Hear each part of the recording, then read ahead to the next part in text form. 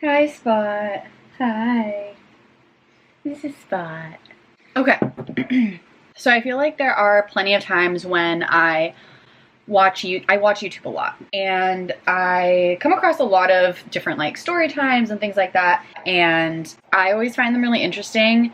A lot of times the story times have to do with like crazy things that somebody's been through or whatever it may be, and I feel like I have a lot of those stories, but I'm not fully ready to talk about some of them. Some of them I just don't know if they're even interesting. Some of them involve other people, or I'm like mildly going through those things still, so I'm not fully ready to talk about them, and I want to like give respect to the other people. But something that's on slightly a more positive note was my trip to Europe, and I thought I would touch on this a little bit because I know that so many times I see on Instagram people posting about their trip or like whatever it is that they're doing, and they're on these like crazy long trips, and sometimes it's like, how do I do that? Like, I don't understand how to also go on this trip. So I thought I would talk about my experience and how I did it. I think that I forgot that I was the kind of person to be posting those things when I was going through it, and people were probably saying the same thing about me, like, how is she like randomly going on this trip when I was doing it? And now, and I've definitely had that same feeling of like, how did this person get all this money to do this and whatever. Anyway, so rant over, I'll just get into it. In 2015, early 2015, I applied for a program through my university. I went to the University of Washington for the arts. I actually initially went for something completely different. I went for computer science. Always found myself attracted back to the arts. Found myself in architecture for a little bit. Went back to computer science, and then eventually I found sculpture, which I fell in love with. There are actually a lot of really interesting things that happened with my major. My major was super, super small. We had about 15 people, so if you guys are interested in that, I am happy to talk about it because the art world is so weird. Like, we could leave it at that for today, but it's weird. Anyway, so in 2015, I decided that I was going to apply for this program. I asked one of my professors to write me a letter of recommendation for it. He kind of made this sly comment of like, maybe your art will get better in Italy. and I was like, thanks. But whatever, like, regardless, I just didn't say anything and took it. Even though I was offended by it, I thought like, hey, if it gets me a letter of recommendation, cool. So somehow I got accepted into this program, and I was stoked. I kind of just left everything behind, which was painful in a way. I had just bought a dog, which was really tough. I had a boyfriend at the time. I just had all of these things that like, I had this perfect little life, and in this moment I kind of decided like, I've always wanted to go and adventure. I've always wanted to just go, like, just pick up and go.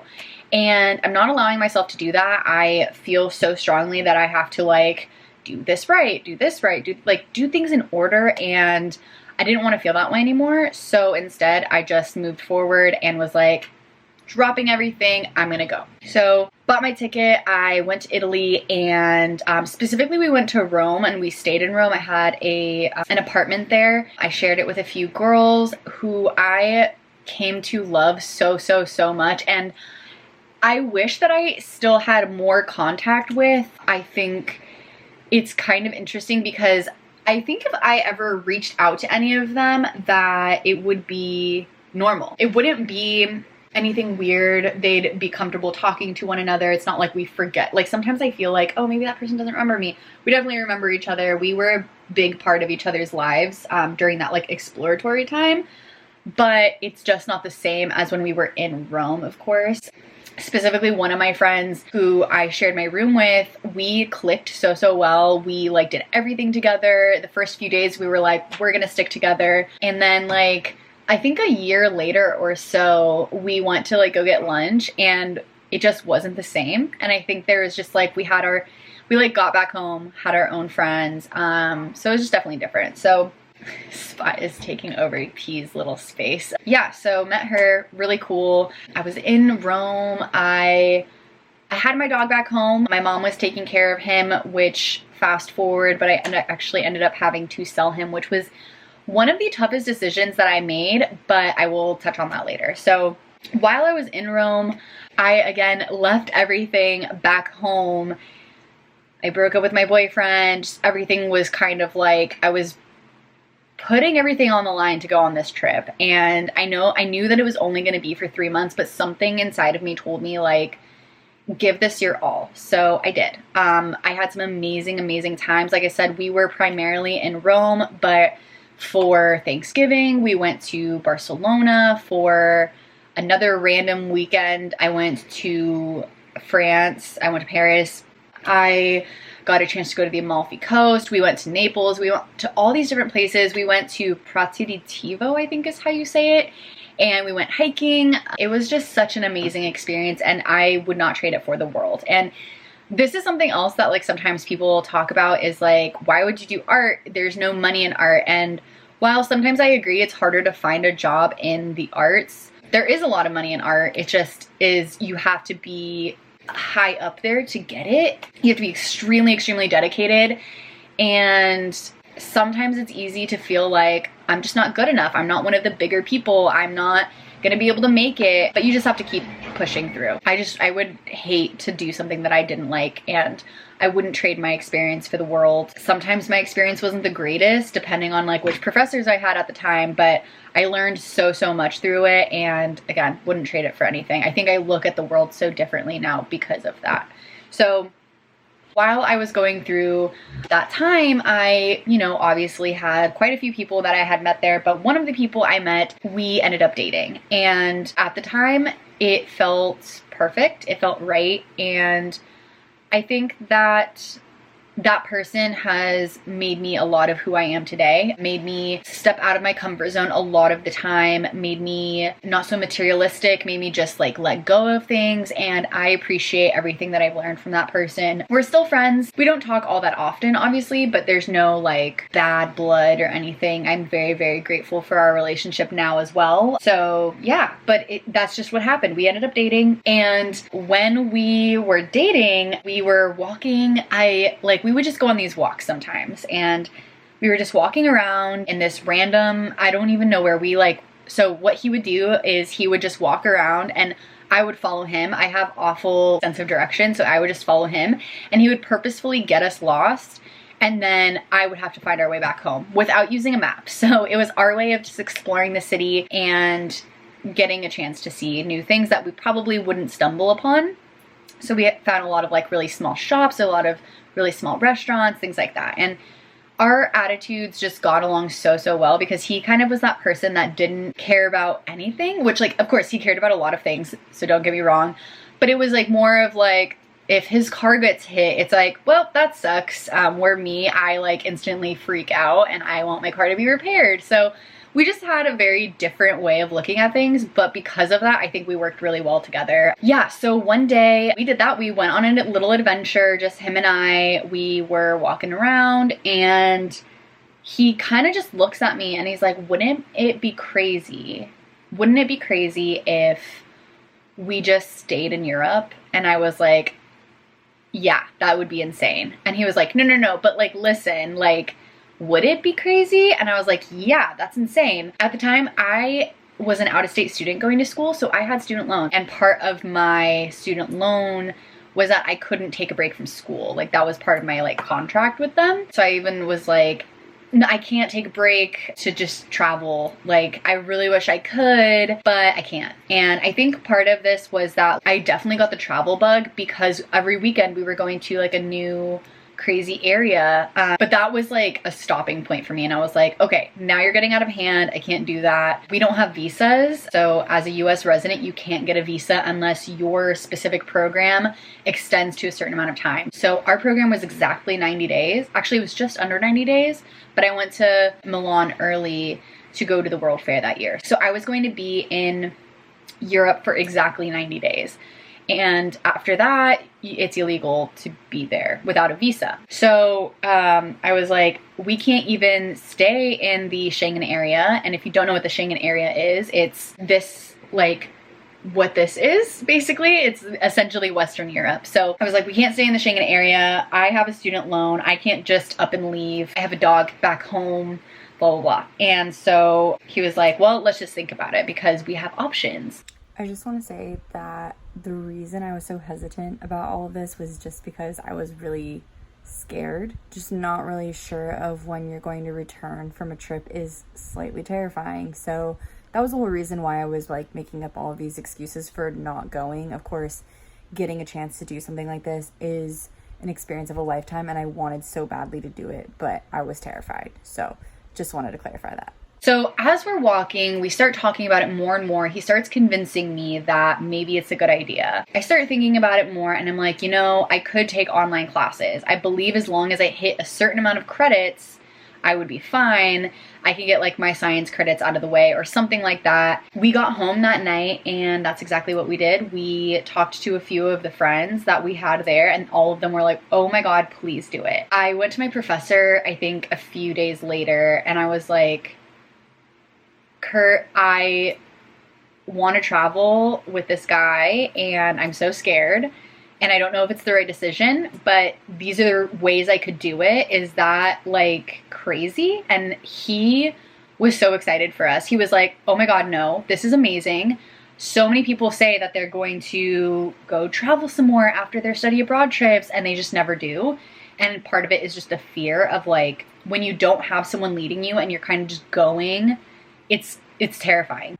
By the way, just to give you some perspective, this was my professor. He was all for it, and I think him being so for it really made me feel confident. I called my mom and was like, hey, I think I'm gonna stay in Europe. And she was like, awesome, that's really cool. And I was like, am I crazy? And she's like, probably, but that's okay. I was doing it. I was gonna do it. So the plan was to go back home for Christmas, fly over to Eastern Europe and spend time there. And we didn't have a date. So we bought a one-way ticket to Croatia and that was that. When I got back home to San Diego to visit my family for the holidays, I had my puppy. This is a picture of what my puppy Umo looked like. I actually had him registered as an emotional support dog. I got him training for it. I got him a puppy passport, literally everything. I was going to bring him with me. Sadly, we didn't know again how long we were going to be away for. So I didn't feel like it was the right decision for a dog to not have its like place. Like it didn't have like a home because we were going to be traveling. We were going to be moving to different countries all the time. So I wasn't sure what to do, and at the end of the day, I unfortunately did have to sell him. I felt like it was the right decision. I felt like I was just not in a place to be owning a dog, and I jumped into that and it was just not right for me. It made me so sad, but now I'm grateful because I do have P and I'm in a much better space. I love him with all my heart. It makes it feel like I did the right thing. And he went to a really great home. My dog trainer helped me rehome him, so I knew he was going to a good home. Every now and then they would update me and told me he was doing well, so that was always nice. I don't remember the exact date, but late December, right after Christmas, I think it was like the 27th or 28th, I flew over to Croatia and I met my boyfriend there, and we met in the airport, and because we had to fly separately, he was in Seattle, I was in San Diego, we flew to Croatia and we met there. Henry, what are we doing?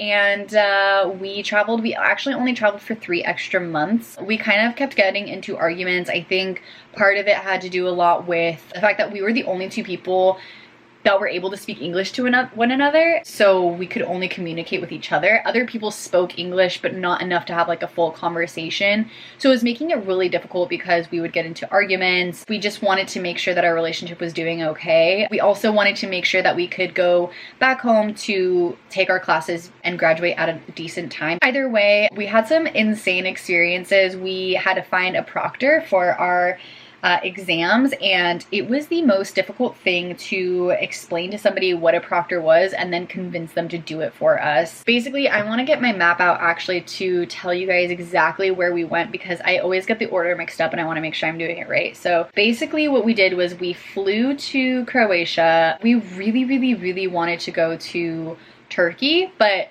this was around the time, so when I went to Paris, The weekend after I went to Paris, it got bombed. And then when we were in Eastern Europe, Turkey got bombed. So we decided to stay away from it because we had rented a car, and the car had like a car rental sticker on it, and it was really obvious that we were tourists, and we just wanted to make sure that everything was going to be fine. So we also stayed away from Kosovo, sadly, which it's crazy because like now at work, I work with people in Kosovo a lot, but at the time, and I don't really know how it's doing right now, so excuse my ignorance, but at the time they were still forming themselves as a new country, and so we just were nervous about that. And yeah, we just wanted to make sure that we were gonna keep ourselves safe. In Serbia, there were a lot of bombed out buildings from a war that had just recently happened, and we were also seeing a lot of Syrian refugees. And so again, we just wanted to make sure that we were also like not being stupid about it. Like, we know that we're not the people under attack, but at the same time, we didn't want to insert ourselves into anything where we weren't prepared to be a part of. Those are some of the spots that we sadly went away from. We also had really wanted to go to Africa, and we were going to if we had more time, but we just decided that we wanted to work on a relationship instead, and we went back home to Seattle. We started off in Croatia. We went to Bosnia and Herzegovina, which most people just call Bosnia, but that's like the full name. After that, we actually went back up toward Budapest and through Croatia up into Budapest. And we did that all in one night because we didn't have any kind of place to stay. We kept trying to contact hostels and Airbnbs, and nobody was responding to us. And most of the time we would just pop up at a hostel, but it was pretty late at night and we wanted confirmation that we were going to be able to stay someplace and that they were open. Sad video number 1. We got a speeding ticket today. It was my fault. I was going 70 and a 50, which is normal here because people go like 1,000 and a 50. Oh, now the lorries are moving next to us. By the way, trucks are called lorries. We've been sitting at the border of Hungary for 10 whole minutes. Like 5. Like 7 minutes. Okay. And we've been in the car for a long time. And we're both a little frustrated because we got a speeding ticket today, which is my fault. I take full responsibility. And what else? And we don't know where we're going to sleep tonight. And it's like 6 or 5 or... It's dark. It's dark o'clock. It's PM. I think it's about 5:30. Right? It's before midnight. Sad video number 1. Real sad. Try not to cry when you watch this at home on your VHS players. Oh, we got a guy coming over. Yes, okay. End a video.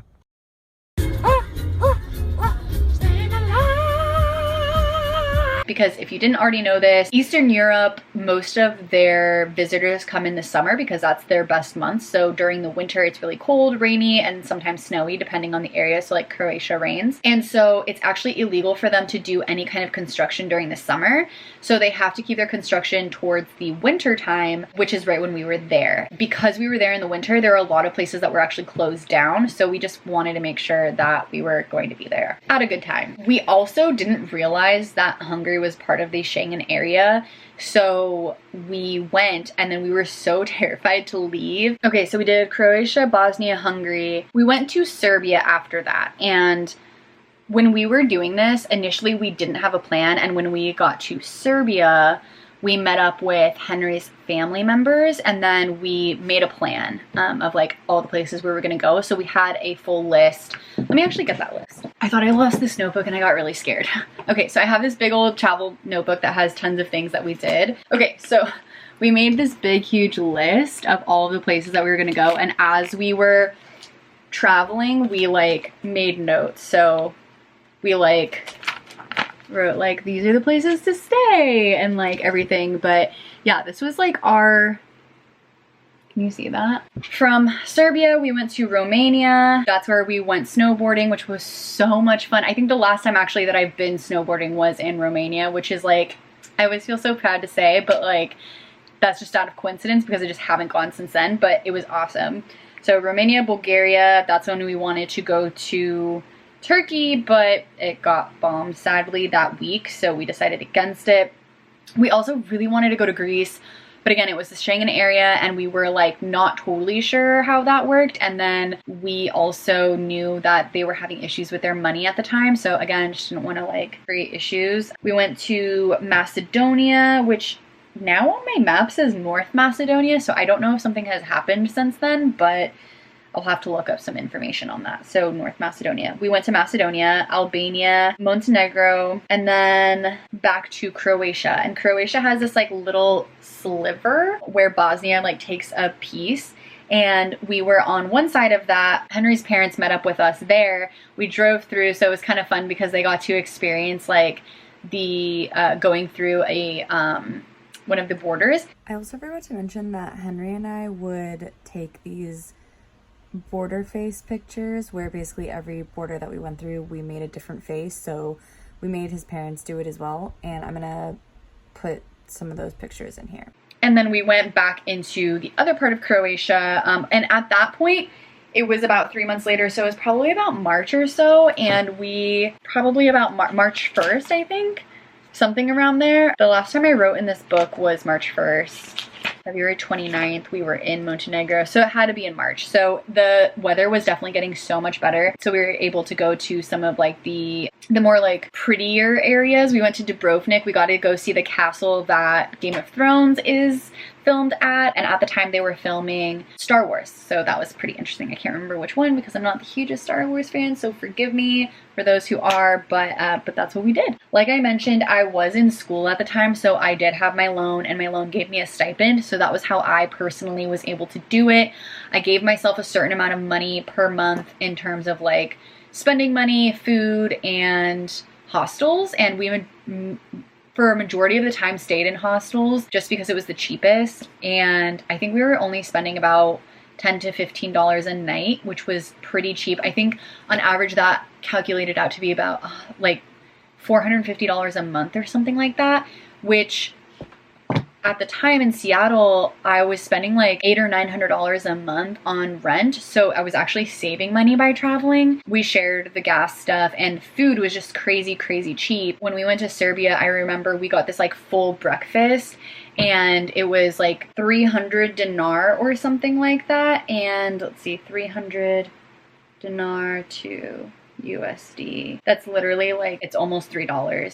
So definitely we were able to save a lot of money that way. So, and that's basically how we traveled. So I've been thinking about it a lot, and I think that I want to go on another little adventure. Of course, I have P, so it makes it a little bit more difficult, but I know that I probably wouldn't go on that extensive of a trip right this instant unless I was like driving around the US, or I was able to bring him with me. But I've been thinking about going back to Rome for a little bit, and then one of my friends actually lives in Germany, so I've been thinking about visiting him as well. So yeah, that's how I traveled. I hope you guys enjoyed that, and let me know if you want to hear more about my experience as an art student and some more of my travels, and like just go through the notebook because it's actually pretty interesting.